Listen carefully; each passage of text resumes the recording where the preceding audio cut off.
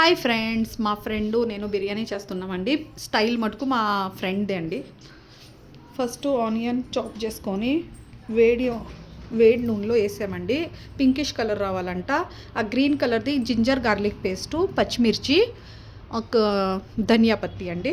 బాగా మిక్సీ పెట్టేసి వేసేది. ఉప్పు, కారము, ధనియాల పొడి వేసేది. తర్వాత టొమాటోస్ వేసిందండి. టొమాటో, మన ధనియా పత్తా, మన మీట్ అంటే పుదీనా వేసిందండి.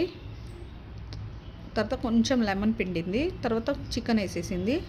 చికెన్ కూడా బాగా వాష్ చేసి వేయాలి. తర్వాత కర్డ్ వేయాలి అండి.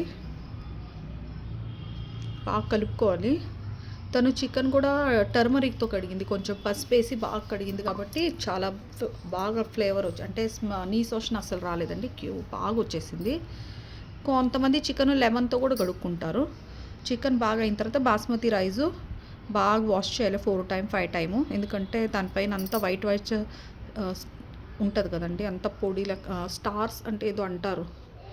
తర్వాత బాయిల్ ఒక 60-70% కుక్ అయిన రైస్ వేసుకోవాలి.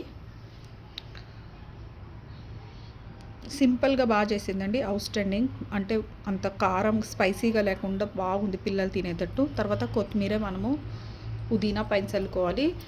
ఫుడ్ కలర్ కూడా వేసుకున్నది. కొంచెము ఆయిల్ అంటే ఫస్ట్ కుకింగ్లోనే ఆయిల్ పక్క తీసి నెయ్యిలో కూడా వేసుకోవచ్చు.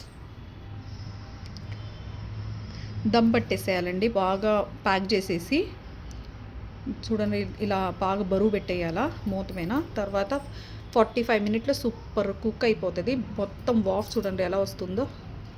చాలా టేస్టీగా ఉందండి. మా ఫ్రెండ్ స్టైల్ అండి ఇది. కొంచెం డిఫరెంట్గా చేసేది. చాలా బాగుంది. అవుట్ స్టాండింగ్గా ఉంది టేస్టు.